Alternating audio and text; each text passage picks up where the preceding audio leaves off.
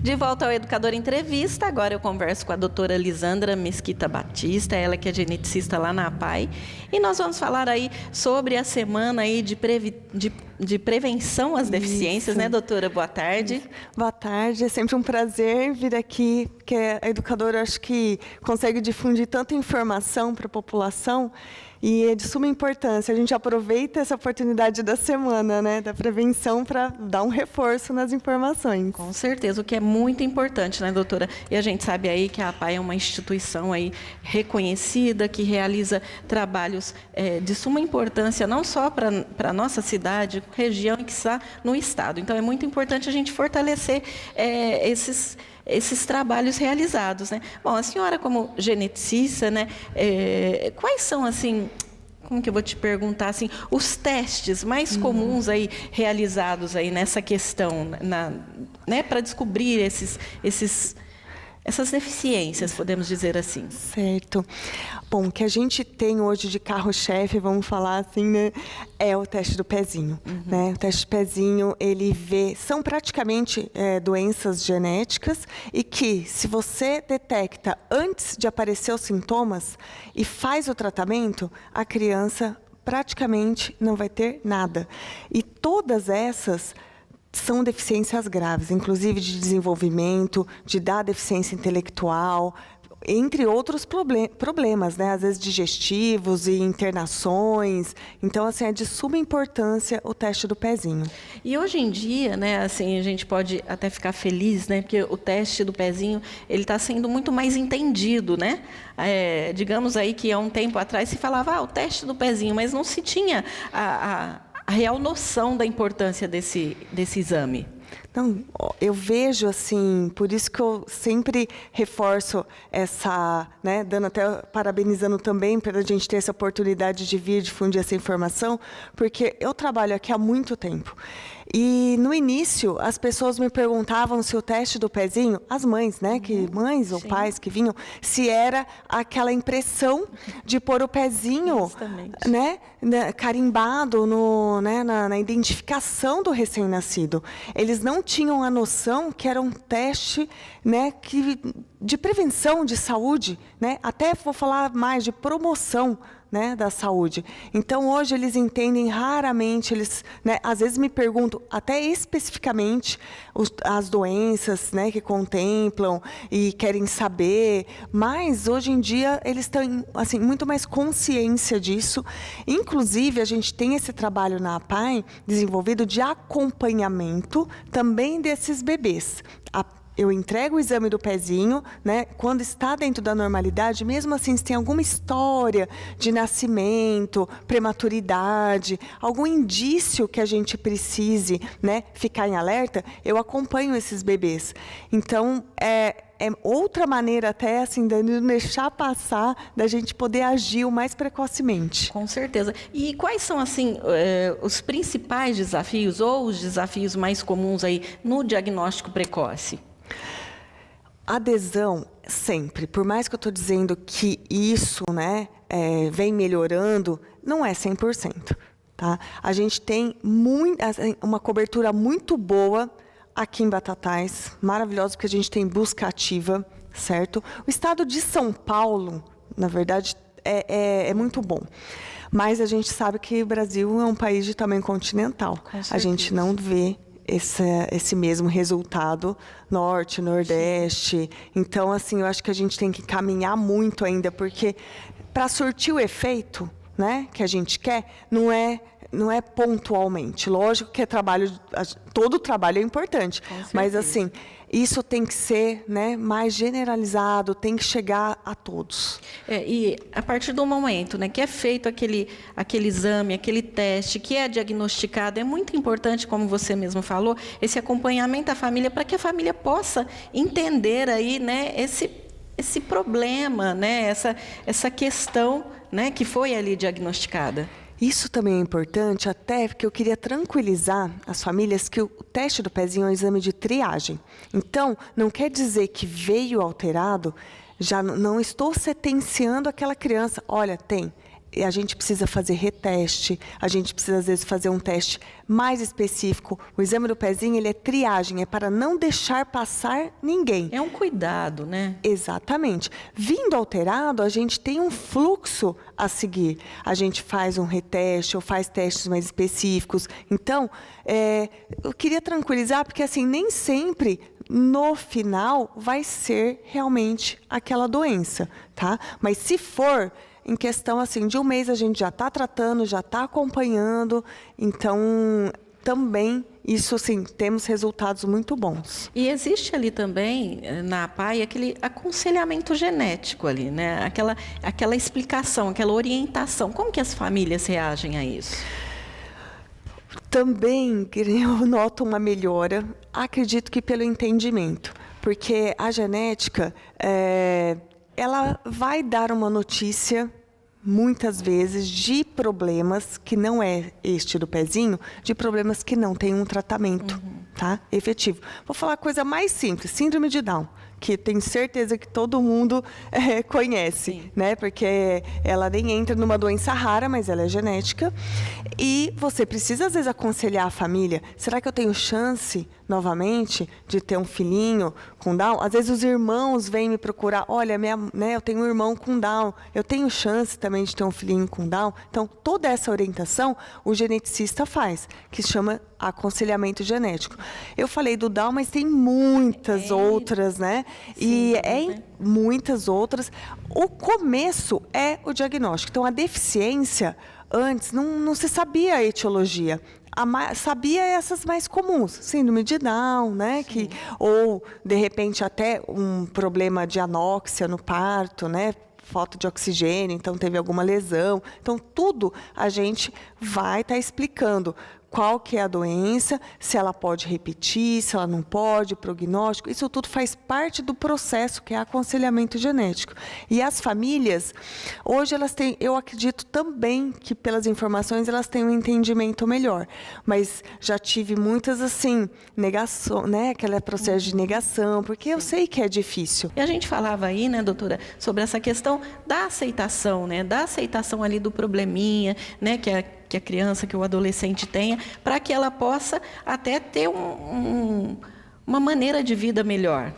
Olha, isso é de suma importância, né? A gente estava até comentando, a olhos vistos, mas tem trabalhos científicos provando isso, né? A expectativa de vida da síndrome de Down é de 20 anos para 60 anos, e se vê no trabalho, lógico que teve a parte médica, no sentido assim, fazer uma cirurgia de uma cardiopatia, né, alguma detecção, a própria saúde, as implementações de tecnologia, óbvio que teve, mas o principal foi a aceitação. Os pais já levarem, já estarem juntos, já fazer estimulação. Não adianta só a estimulação na PAE. A PAE vai fazer a estimulação e o pai ensinar esses pais a dar essa continuidade. Né? Quem que vai estar a maior parte do tempo que esse bebê no início, né? São os pais. Então, a estimulação é da família. E eles serem aceitos, né? Faz com que eles se predisponham, né, a descobrir mais coisas, a diversificar realmente. É o interesse do outro por ele, né, doutora? Acreditar no potencial. Quando você acredita que tem potencial, você investe. Né? É uma maneira um pouco assim, né? Mas assim, concisa de dizer, mas é assim. O ser humano também é assim. Em todos os sentidos, né?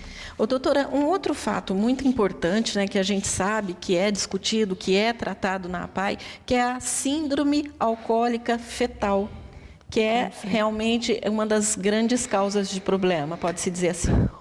Prevenível é a principal causa, hoje. Né? Eu falo prevenível, como a gente tinha dito, tem causas que a gente não consegue prevenir, né? Vamos supor, vai nascer uma síndrome de Down, a gente não teve como prevenir. Sim. Agora, prevenível, com certeza, é a síndrome alcoólica fetal, porque você não bebeu, não tem como nascer. Tem um controle disso, né? Totalmente. E não tem nenhuma dose segura. Não tem. Insisto até em dizer que cerveja sem álcool, pensa bem, porque tem. Ah, mas é 0,5%. Você tem o 0,5%, né? Mas tem.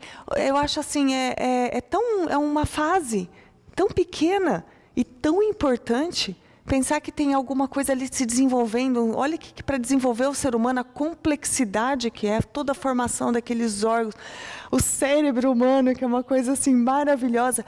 Por que não tá atento, tá promovendo saúde, tá se alimentando bem, tá se, fazendo uma atividade, de exercício, tá cuidando daquela, de você, e daquele bebê? É uma fase tão pequena perante a uma vida e tão importante. Com certeza. Bom, a gente sabe de N coisas que essa questão da ingestão do álcool pode provocar. Mas quais são aquelas mais comuns, doutora? O álcool na gestação, ele é totalmente lesivo para qualquer órgão, mas a parte cerebral principal. Por quê? Alta energia, pensa que assim, é uma formação, é o que está mais assim, se multiplicando as células. Então, quanto mais estou ali se multiplicando, se eu leso, vai repercutir, vai ter uma maior repercussão.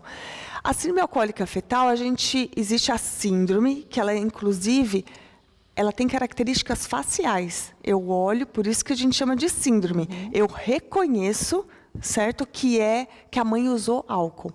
Mas nem sempre ela tem essa forma completa. Tanto que hoje a gente também tem os efeitos fetais. Então, às vezes, eu não tenho a forma completa. Eu posso ter só, por exemplo, um distúrbio de comportamento. Uma criança que parece, está tudo, e a hora que entra na escola, ou mesmo menor, vai perceber.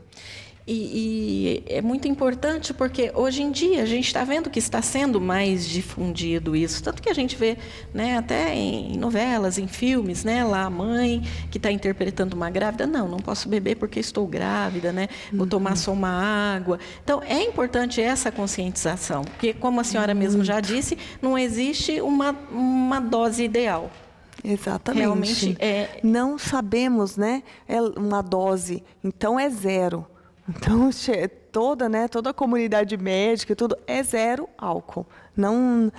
Inclusive, não esqueçam que a parte da amamentação também é importante. É onde a criança vai receber diretamente aquilo. A criança, quando o ser humano, nós não nascemos prontos.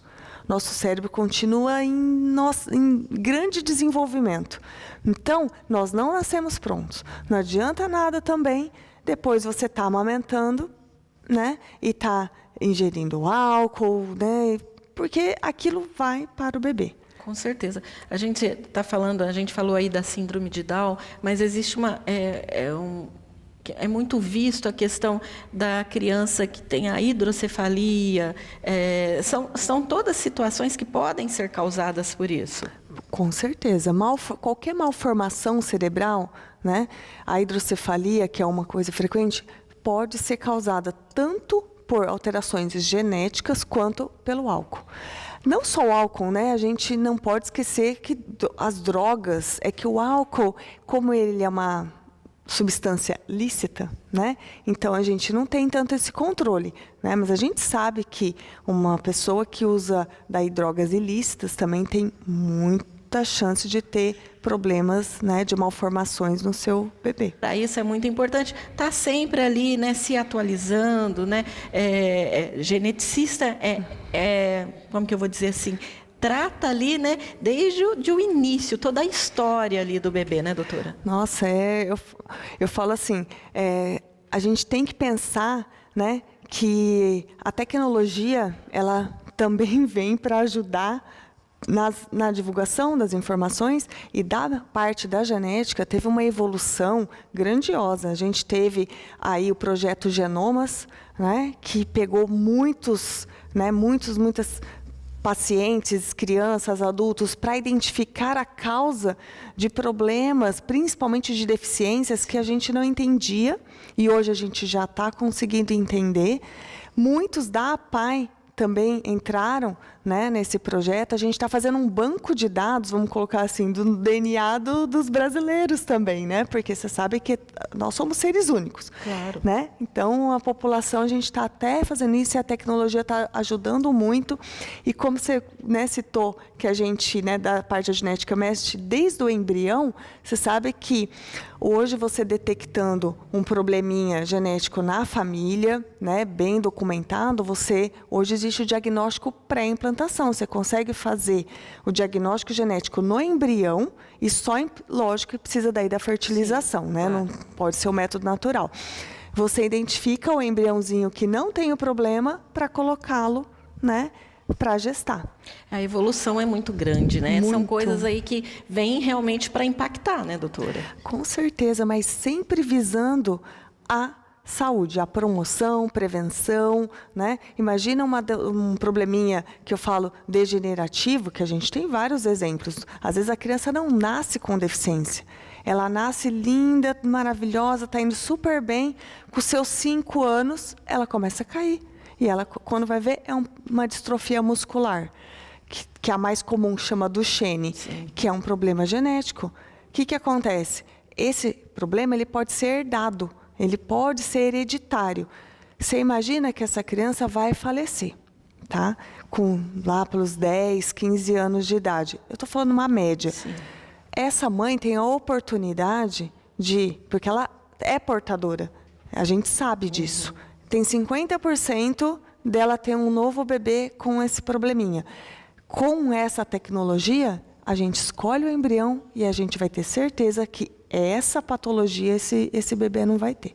Realmente, a genética é uma coisa assim muito importante. Se houver um trabalho, muitos problemas realmente podem ser evitados ou tratados aí com antecedência. E é essa a intenção da APAI nessa semana, né? Que é uma semana realmente de prevenção a essas deficiências. Então, vocês realizam um trabalho muito bonito que é a divulgação disso, né, doutora?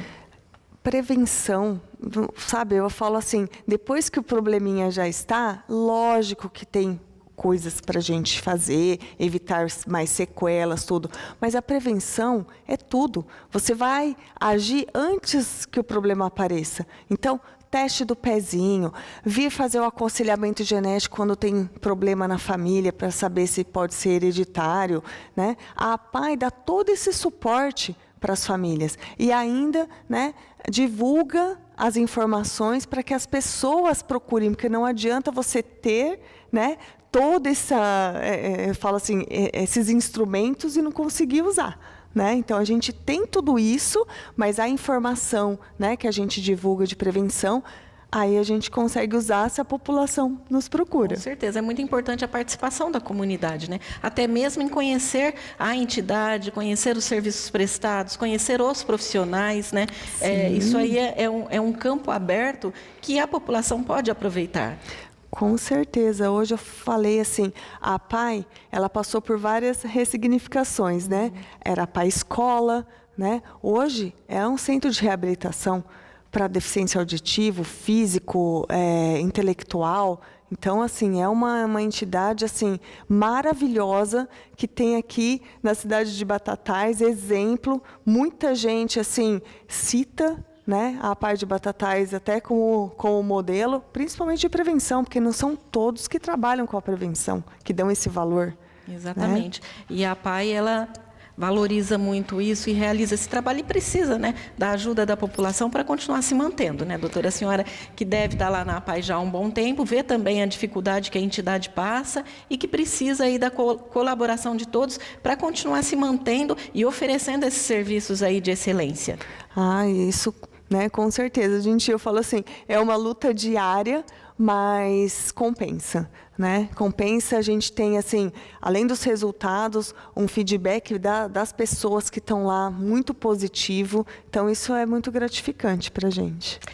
Tá certo, doutora. Bom, nós vamos terminando por aqui. Eu quero parabenizar não só a senhora, mas toda a entidade por esse trabalho que realiza e deixar claro aqui que a população pode comparecer até a entidade para participar aí desses ensinamentos, dessas informações, que é a Semana de Prevenção às Deficiências, né, doutora?